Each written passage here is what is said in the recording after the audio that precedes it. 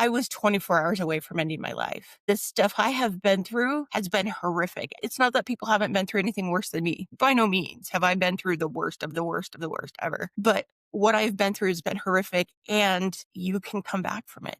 And if I can, anybody can. Who you've been for me these past few years. Because without Dave, I wouldn't be here.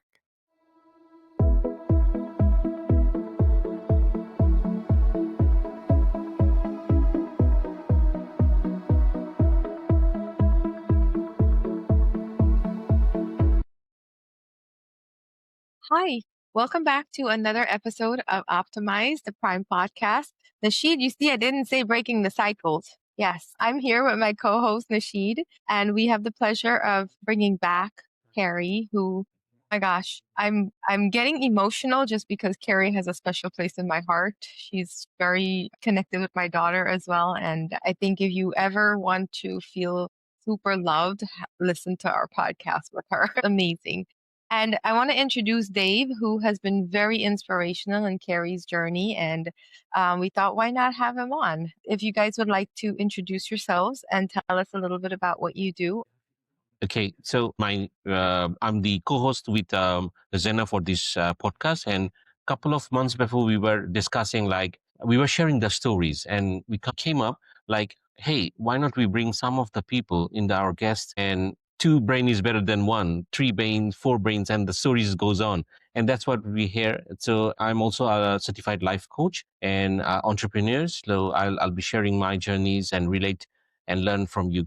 Dave, Cari, thanks a lot for the presence of our podcast. And over to you, Dave. And Cari, you can have your own introduction as well. Thanks, Nashid. I'm Cari. I am also a life coach. I am a massage therapist and energy worker, and I'm not only a survivor, but a thriver. I am one that has gone through incredible traumatic experiences for many, many years of my life, and let it control me, and didn't know any different, and didn't know there was a choice to live any sort of other life until Mr. Dave Orton here. He and I were connected up by a mutual friend of ours, and he helped me. He helped me to understand that I had a choice and could live a different life, and I've since chosen to. And it's been amazing. It's been incredible. Well, thanks, Cari. Yeah, I am glad to be here. I'm a coach. And I also work with my brother in his technical company doing engineering work. I've been coaching for coming up on 13 years now. And yeah, Cari and I met through a mutual friend who's like, hey, go talk to Cari. She needs to talk to you. I'm like, okay, let's do that. Cari and I have worked together since then, and she has discovered and dealt with more things than I thought were possible. So yeah, I have great respect for her. I respect her courage, her willingness to be and go through the uncomfortable things, her voice for and advocacy for people who are recovering from very difficult situations. And she's here even when she's in the midst of difficult situations, right? And enormous respect and love for Cari because of who she is. That's so beautiful. Thank you so much for sharing that. You captured her very well. And that's one of the things that I love about her too. And about this journey that we all have, right?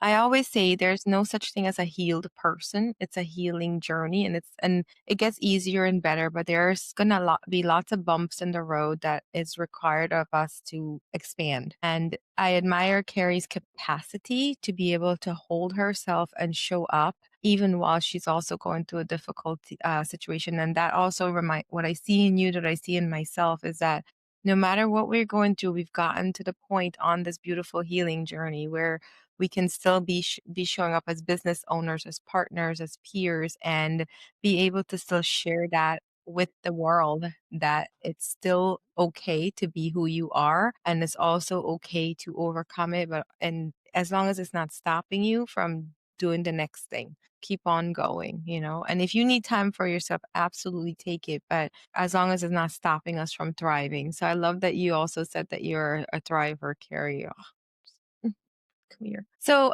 Dave, on our podcast, Optimize the Prime podcast, it's really inspired by a lot of transformations. And as a life coach, I'm sure that you have experienced and witnessed transformation along with your own life as well.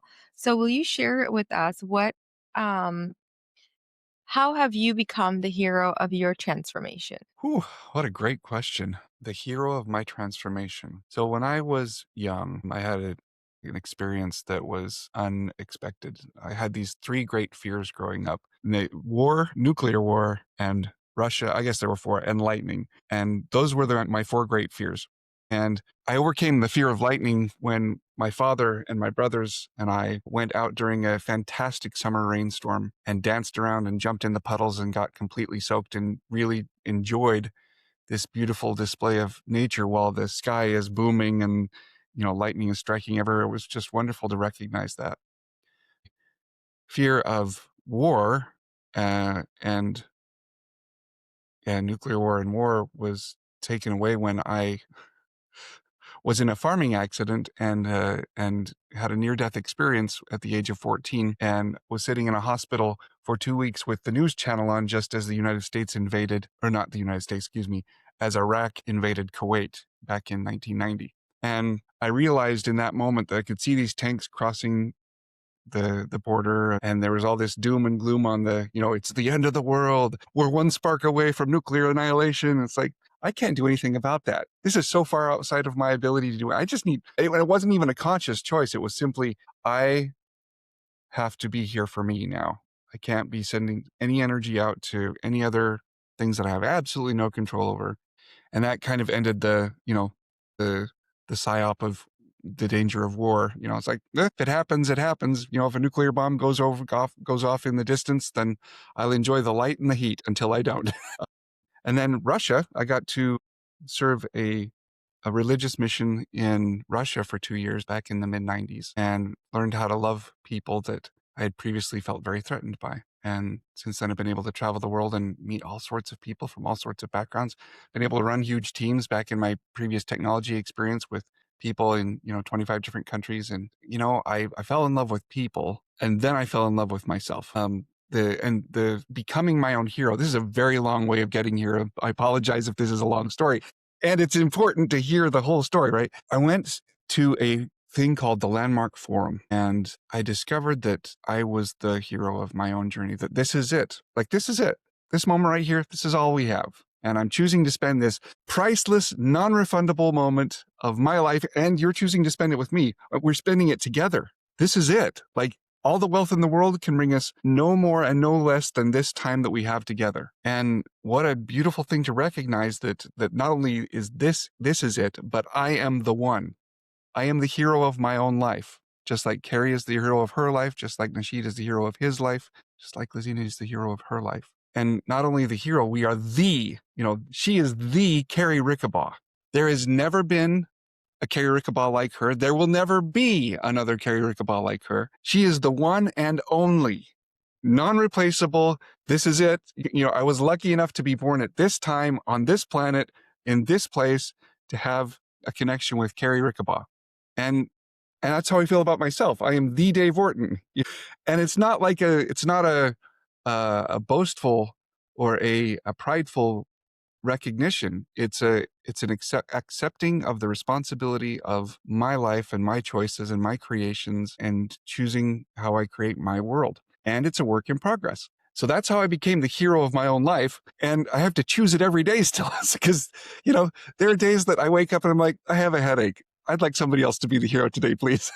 Or there's this problem or that problem. And there's always problems, right? Being the hero doesn't mean that I'm the conqueror of all worlds or the destroyer of worlds. It means that I get to choose my attitude or my way of being with whatever it is that's going on. That's Thank you for listening to my TED Talk.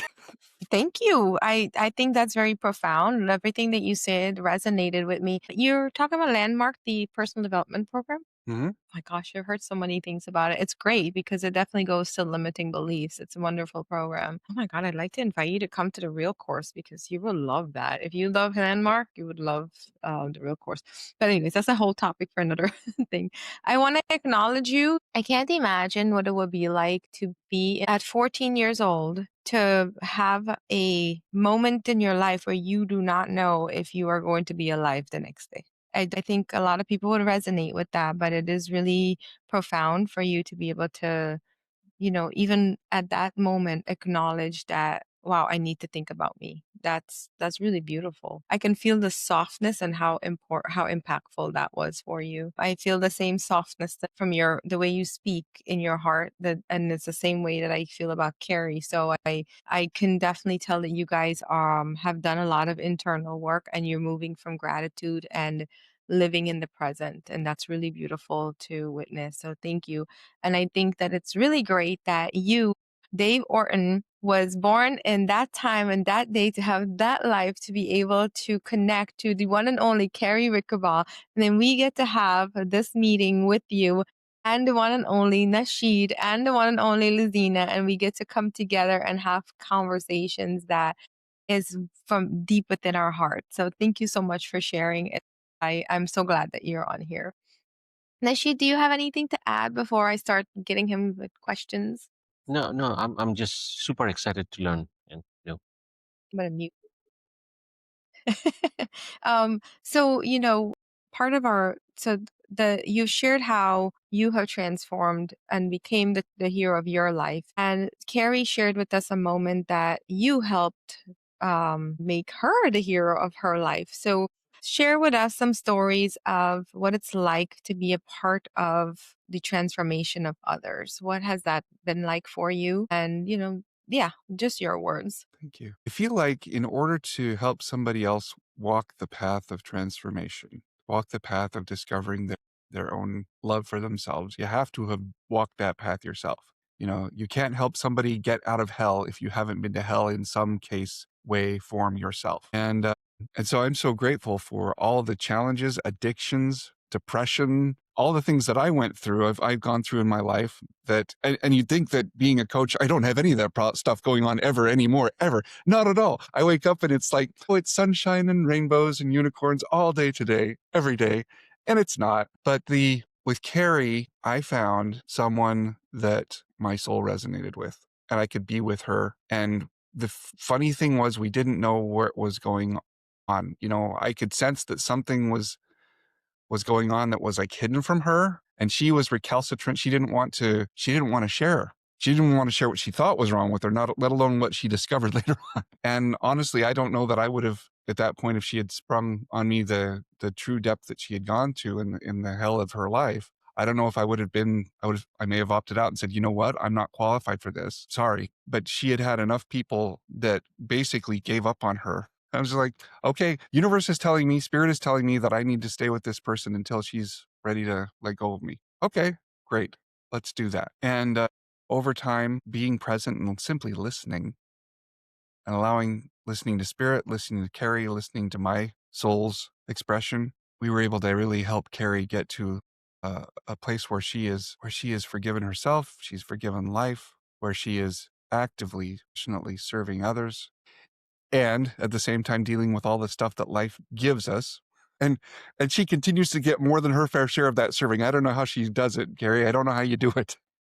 But the point of this whole thing is that, I'm not a counselor. I use counselors. I am so grateful for mental health professionals. It's so funny. Last night, my wife, Penny, who's also a good friend of Cari, she hosts a game night, and we had 3 couples over last night. 4 couples. 3 of the 4 couples were people where the husband or the wife were therapists, counselors, mental health professionals. And it was hilarious. It's like, this is fantastic. This is like group coaching without coaching. Now we're just playing games and laughing, but I'm so grateful for that profession. And at the same time, that profession has unintentionally, out of the best of intentions, limited what's possible in some cases. And oftentimes in the United States, at least, it's limited by insurance and payments and coverage and things like that. So with Cari, it took us months to get to the point where she was even ready to consider the possibility of that something else was there. And then it basically, when she was ready, her mind, her soul said, okay, you're ready. Here you go. Here's all the stuff that was hidden from you that we've been hiding for your protection for 30 years. Now, the reason that I was able to, from my experience at least, the reason I was able to be with that was that when I married my wife, she shared with me before we were married that she had had some sexual trauma and the person that did it. And at that point, she had already forgiven her father, who was the guy that abused her when she was little. I did not forgive her father for about 15 years. And I tried and I tried and I tried and I tried and I raged and I threatened him. You know, we both have lived outside, you know, we've both lived in countries that have, shall we say, dubious pasts. And I was like, look, you mess with my family, you'll disappear and nobody will know and I will not weep, you know. And he's passed on now. But for 15 years, I had this mentality of like, if I'm angry enough, this won't happen to my daughters. And each of my daughters had their own different experiences of sexual abuse through different people that I was not expecting, that caught me blindsided. And it's like my own anger kept that present, if you will, and even brought that to our family. And now I don't know that for a fact. Here's what I know. It is so common. You know, the statistics are like 1 in 4 women has been sexually assaulted. That's not true. Excuse my language, almost language there. It's just not true. And even men, you know, they say it's 1 in, I don't know what the actual numbers are, but that's baloney too. You don't make it through this life without having something unwanted happening to you in most areas of your life, including your physical body and sexuality. Sorry. And I think that the way that we deal with that is oftentimes the statistics are so low because people just block it, you know? And sometimes that's the body mind saying, hey, we can't deal with this right now. We're going to lock that behind a curtain and keep it there for until we're ready to, which may never happen. And there are plenty of people that they never get there and they die with that still in their past. And it's just passed along to their family. So for me, forgiving my father-in-law to the point that, you know, I loved that man. And when he passed away, I was the one that gave his eulogy. And, you know, he had 8 children. I was not the first choice, not the first option, I suppose would be a better way of saying it. And I myself, you know, in dealing with my own addiction, to find forgiveness for myself when I have done things that, you know, I felt like made me a liar and a betrayer of my values and my faith and my family and my wife and my commitments, to have grace for that which I don't think I could have grace for, except if it's somebody else, obviously I have grace for, because I recognize now that everybody is doing the very best they can. But to have that experience and be able to forgive somebody else gave me the space, I suppose would be one way of saying it, to be with Cari until she was able to uncover and eventually be able to share her story of what happened with, you know, thousands of people around the world. And for what purpose? It's not for the pity. No, sorry, that's not it. It is to share the possibility of healing, just to share the possibility of forgiveness, just to share the possibility of, my past does not define me. What happened to me is not who I am. I get to choose who I am in this moment and this moment and this moment. That And that so, yeah, sorry, go ahead. no, please go ahead. I didn't want Oh, to. I was done. I was just drawing to a close there. Okay, all right.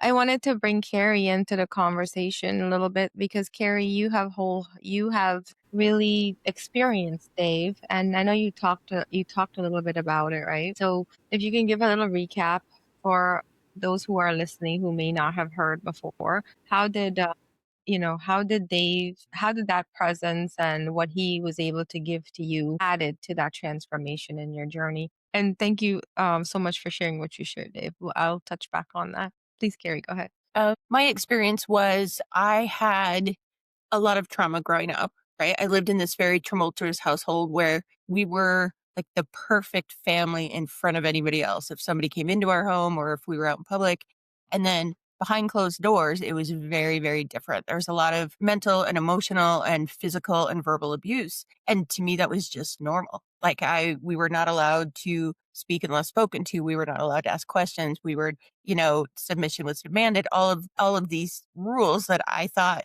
everybody else in this world pretended to be the perfect person in public, and they all lived this kind of life at home too. And the trauma for me really, I mean, that to me didn't ever feel traumatic. It just felt normal. I felt that there was an added level of trauma that started when I was 12 or 13 years old, and it went until I was about 44. And that had to do mostly with different family members and me being pegholed into this role of having to play the victim, of having to play the one that had to regulate everybody's emotions, the one that couldn't do anything right, the one that always, but who was always in the wrong, but was expected to not stand up for myself and allow everybody back into my life to do this over and over and over again. And that was just my role, was to be treated horribly.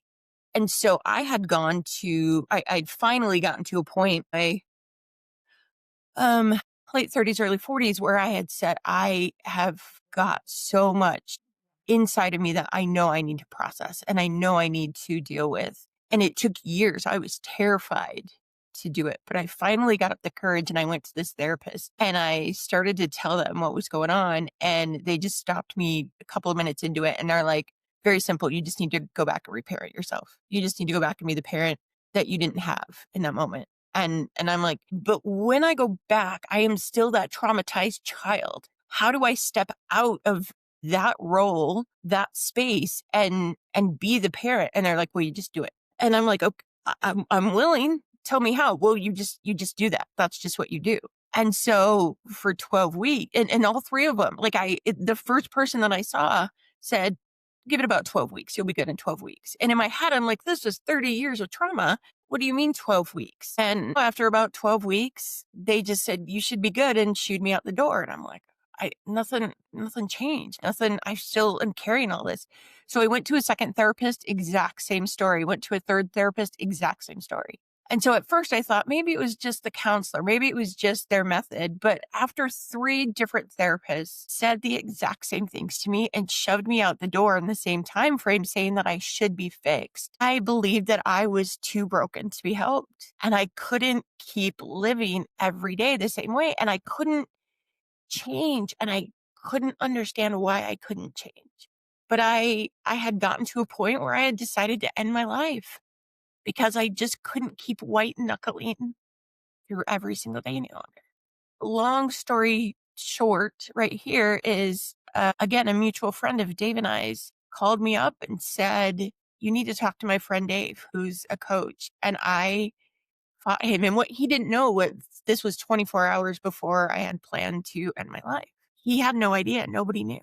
And he said, you need to, and I was like, 3 counselors couldn't help me. This guy isn't going to be able to help me. And I'm not willing to invest again just to have somebody tell me you should be good in 12 weeks and not be able to help me.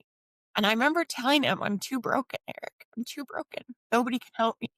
And he, bless his heart, would not let me off the phone until I promised to talk to Dave just 4 times. And he goes, after 4 times, you'll know if it's a good fit or not. And I'm like, Eric, this is pointless. This is wasting our time. This is wasting money.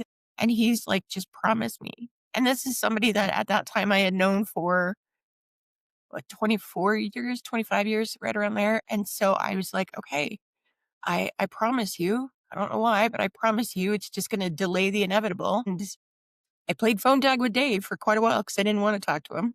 And then when I finally did get on a call, I went right back into my 12-year-old self. And I literally just crossed my arms and sat there, and he was, it's exactly what I did. It's exactly what I did. And he was so kind, and he's like, this is who I am, and this is my family, and this is what I've been doing for how long, and da da da. And he said, tell me about you. And I literally said, I've got a lot of trauma. That's all you need to know. And he said, okay. And I said, and I'm not going to tell you any of it because I don't want to be here and I don't want to tell you and you can't help me. And I'm only here because I promised Eric. So I will talk to you 4 times and then that's it. We're done. I'm not telling you a thing. And he said, I hear you. Let's get started.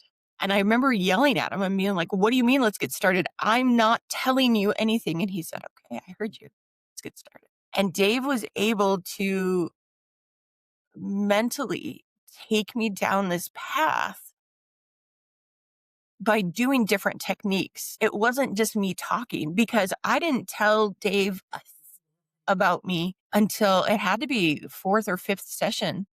I didn't tell him one single thing about my trauma. I didn't tell him anything about who I was, nothing. But Dave was able to take different techniques and get me into a space where he could teach me how to step outside of that traumatized child, and be that parent for myself. What these therapists were telling me was exactly what I needed to do in that moment. but nobody could tell me how to do it. And Dave was able to do that. And that's what literally saved my life, because after that first session, that ended up lasting, I think, 3 hours. I was curled up in the fetal position in the pitch black, just bawling, saying, "I can't do this anymore." Had no idea what had just happened. And that was on a Friday evening, and over the weekend, I could feel something different inside of me. I could feel that this little space had opened, that I had let go of something this big, but I didn't know that I was carrying anything. And so we spoke the following Monday, and it was another 4 hours of kind of the same thing,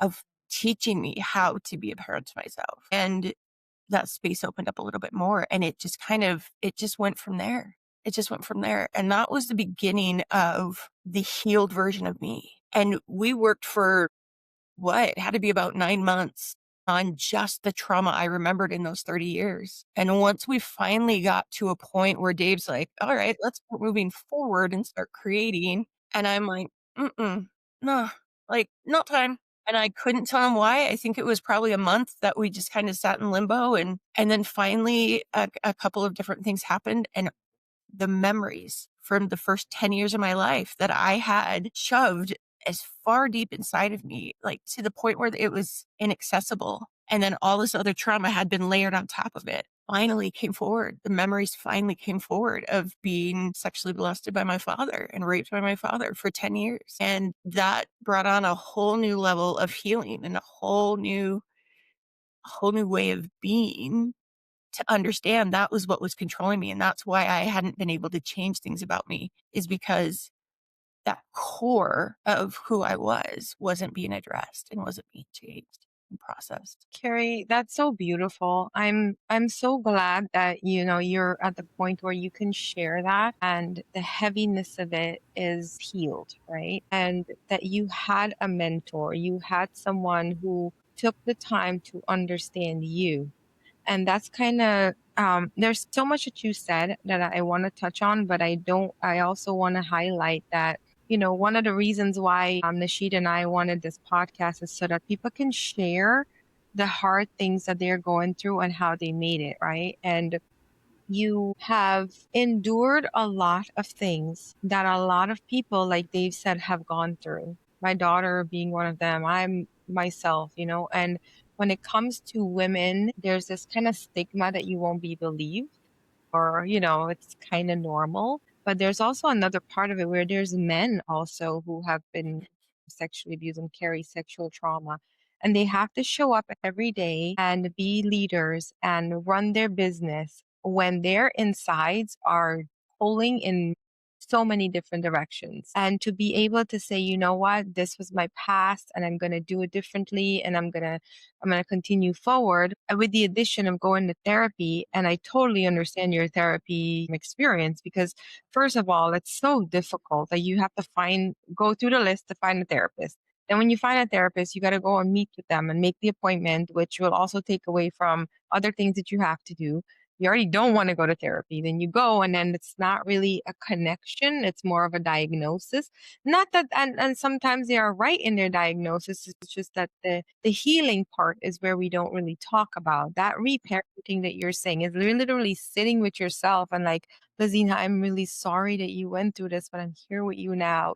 Those types of deep conversation with yourself of holding your little girl's hand or giving her an energetic hug and saying that I'm here. You can't really share that with someone unless you are really connected with them. And that's the power of mentorship, is being able to have the right mentor, whether it's a business mentor or an emotional mentor, having the right mentor to sit with you and really understand you and what your specific, how your heart and your capacity can handle it. They also need to share part. I think that the quote that's coming into my head right now is that people can only meet you as deeply as they have met themselves. And for Dave to be able to connect with you the way he has, and for me to be able to connect with Nashid, and for all of us to be able to connect with each other, it means that there's parts of us that we have touched and we understand and we have the compassion for. So now we can be able to give that space and share that space with other people. So I think it's really beautiful that you guys have literally demonstrated what mentorship and what the healing journey and showing up for yourself can really feel like. Nashid, do you have anything? I was just listening to Dave's stories and then added with Carl and your ones, right? Yeah. A lot to learn and a lot to be healed. And yeah, I'm also in the same directions to listen and act accordingly, right? So yeah, over to you. Thank you. I really love that you guys are vulnerable and able to share what you're sharing to in the heart level and also show up for other people in heart, and whether that's in your business or whether your business is saying, okay, I have to scale or I have to advertise, or the technical parts, the logical parts of it. At the core of it is being able to show up in your heart and for you, and being able to share that space together. And I can't imagine, Dave, for 15 years, you held on to that resentment. And every day you had to go out there and look at your wife and I'm sure when you see her, you're like, oh my gosh, I just want to be able to take whatever that was. You saw the injustice in it. It is what it feels like. And I will tell you, as a parent who has witnessed my daughters having the same situation, it is incredibly difficult to not want to take that pain away. Like I don't like that this happened to you. How could this have happened to you? Why did it happen? And I've, as a parent, carried the guilt of that. And that Right. guilt inside of me showed up in how I was parenting, how I was showing up as a friend. I was overextending in my people pleasing. I was overextending in all other ways because I felt like I had to protect. And I'm not saying that's you. I'm just saying, like, as a parent, it made me stop for a second and think about how is this interaction, or how I'm moving and people pleasing affecting other areas in my life. And if I didn't have good mentors and good support around me, I wouldn't know what to do with that. I would just continue to do it and I wouldn't know how to move forward. Did you have a mentor to help you get through those moments? Oh, so many. Yeah. So many mentors. Yes. My father has been probably my biggest mentor as far as like just being an example of lovingness, regardless of what I used to think of as worthiness. So, in other words, there's this idea that unintentionally was instilled in me growing up, which was that God loves me so long as I'm a good boy, that my parents love me so long as I'm a good boy, that my teachers will take be kind to me so long as so long as I'm good, right? And I hate to admit that I'm not always good. Like What? I'm not always just perfection Impossible. is impossible.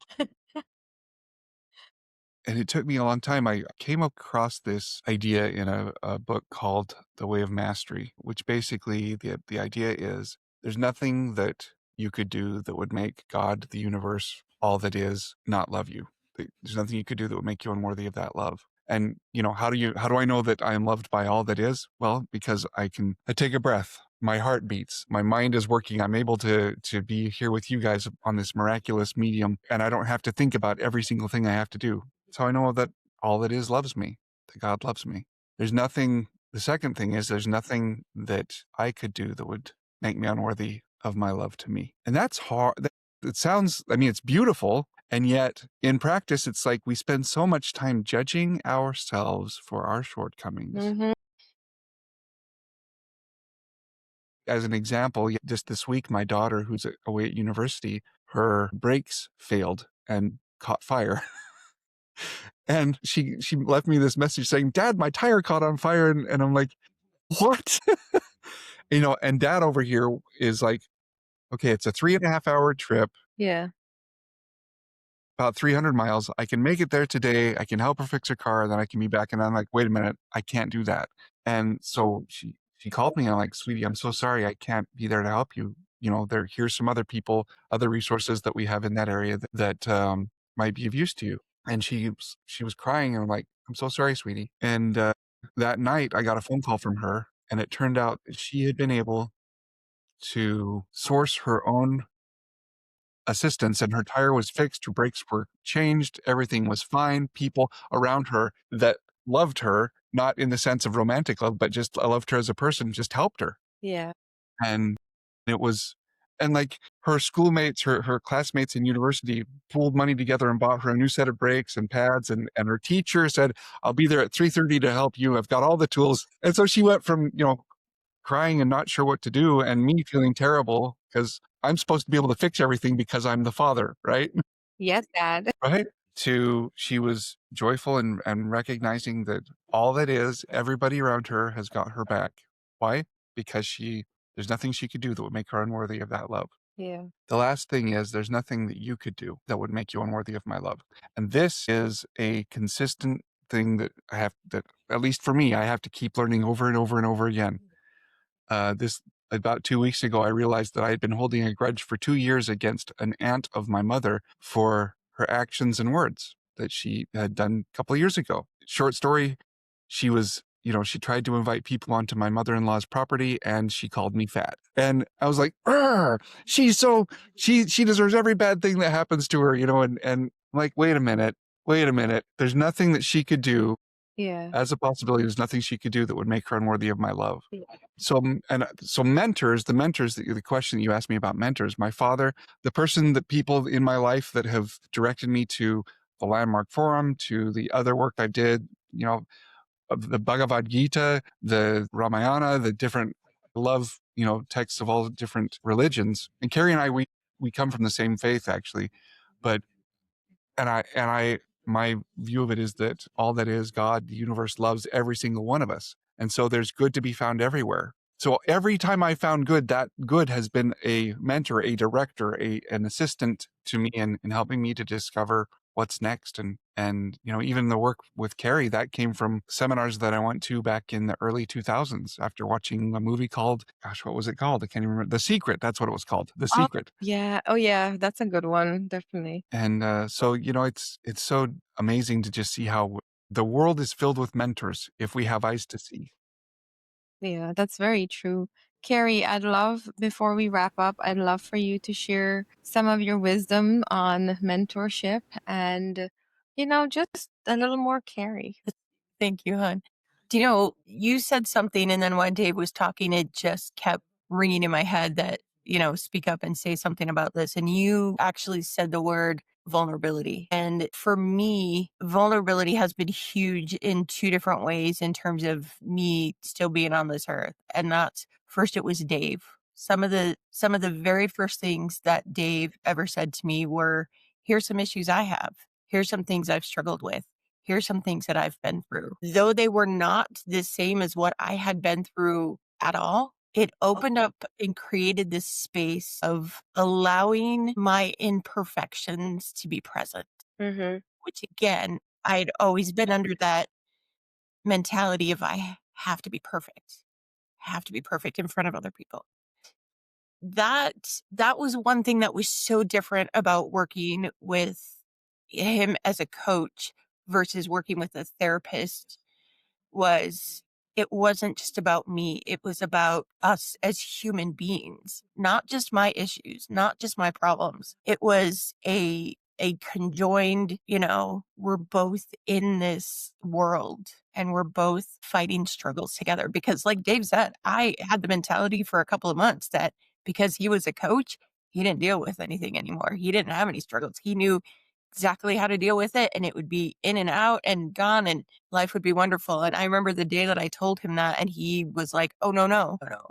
Like I'm still human. I still have difficulties. I still have struggles. I still have shortcomings that I deal with. And so that is the first thing that was so potent about working with Dave for me. That really, I think, is what really changed my mindset of I'm only going to speak to you because I promised our friend I would to maybe he can help me. At least he'll create this space for me. Yeah.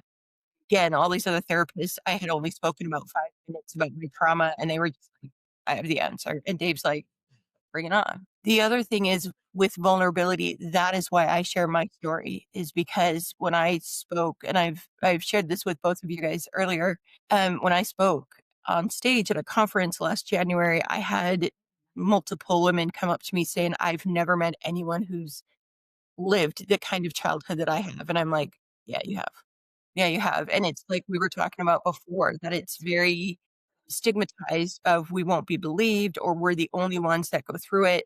And I I open myself, and there's very little about my trauma and my experiences that I hold back so that other people can have that validation of you are not alone. You are not the only one who has been through this. You are not unique in that sense, which, you're unique. Yes, your experiences are not. And there's people there who will help you. And there's people who have gotten through it. And I'm not fully healed. Like you said, Lazienia, you're never fully healed. You're healing, and it's a healing process. And I am not the same person that I was 3 years ago. I'm not the same person I was 6 months ago. And my goal is to be vulnerable. That's why I do these podcasts. That's why I speak on stage. That's why I do my podcast, is to have these conversations and normalize it, normalize speaking about it, because there's nothing wrong with you because this happened. There's nothing that you have to carry. You don't have to carry this through the rest of your life. You can be free of this.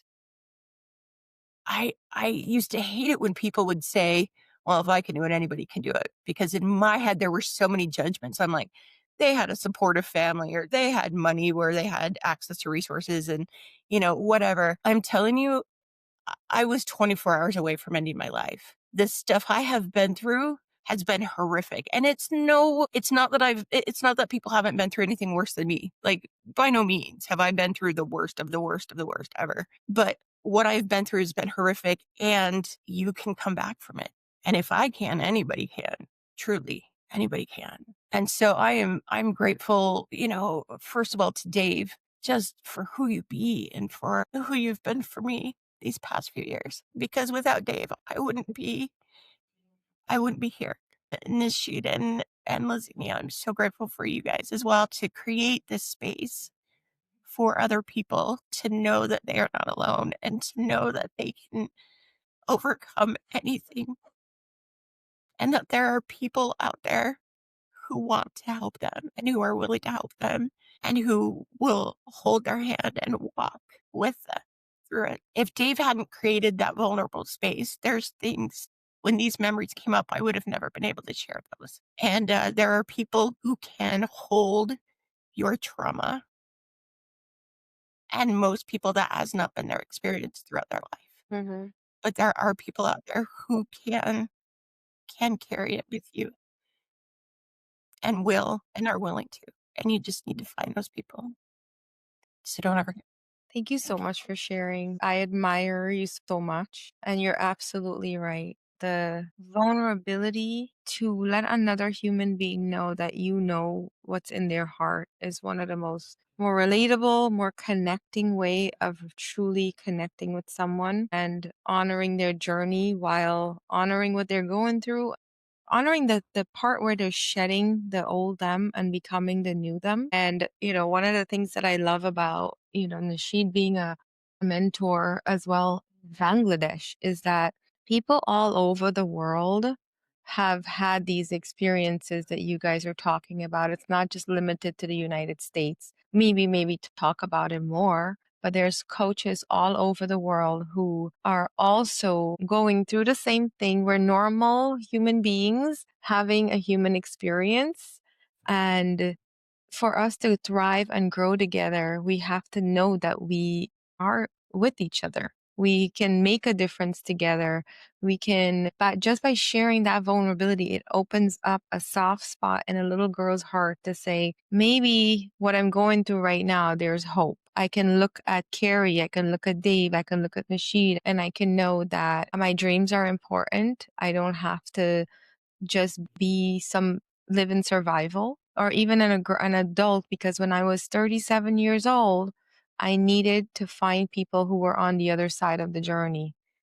And it was very difficult to find them because there wasn't that vulnerability. It was more, let me help you, here's how, but not really how. And it didn't feel connecting. So I thank you, because I was once that person who were looking for people like you. And this space wouldn't be here if we, truly didn't connect. And my connection with Nashid has been so beautiful to be able to create this space here. Yeah, I was listening to all the stories, and yeah, and definitely there are some stages of my life also I thought of like having a mentor, having a coach can guide me and see the ups and downs, and they can go together as well. That period of time I was hopeless, and I thought like, no, except God, no one can help me, right? So I was sitting in the restaurant, I was sitting all alone and waiting for that miracle, right? So now that experience or that sharing, I am talking to my mentees, and last couple of months, couple of my mentees are from Africa, right? So they're French speaking people, and sharing means caring, right? Like Bernie says, like, so I was sharing my experience and everything, and they got so inspired. And one of them just, just got a venture capital of couple of $1 million. Another one is doing goods. The more important part is sharing the stories, sharing the experience, and whom to connect, right? So if you don't, maybe there are a lot of life coaches and everything and other thing. So I always believe in what, there is a reason of happening, right? So there are a lot of Dave all around, but definitely for Cari, right? You, Dave, can be the one who showed the light of the other side of the stories, right? And that's the way how we can reach out to the people, and we can take things forward. And the main part of the whole journey is the experience matters and the subject matter people, right? And yeah, absolutely.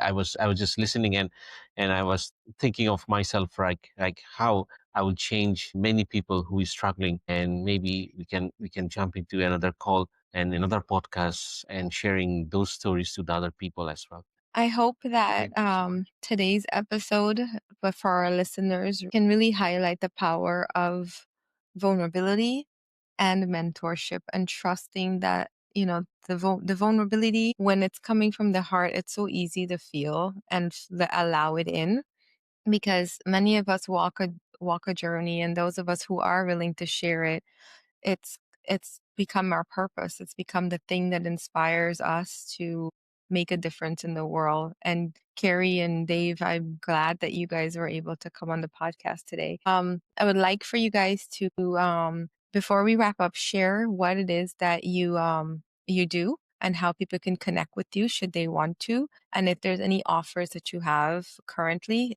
before we end our day. Go ahead, Dave. Yeah, I've got a website, daveortoncoaching.com. The offer that I have is the offer I always have, which is a conversation. If you'd like to have a conversation, just reach out. You can also find me on Facebook, and if you just search for Dave Orton, there are a lot of Dave Ortons in the world, but I'm the only one that looks like me. So I love that. I love that. So my website is Resilience Mind and Body Coaching, and then you can contact me at that same email, Resilience Mind and Body Coaching. If you find, you can, under that name or under my name on most platforms, you can find me. A lot of my interviews and podcasts and speaking are on YouTube as well. So if you want to go and watch some of the shorts or find out more about my story, you can do that. And my offer is the same as Dave's. If you want to have a conversation, just reach out. Awesome. Thank you both so much. And to our listeners, thank you so much for tuning in, our viewers, for tuning in to another episode of Optimize the Prime podcast. And we will catch you on the next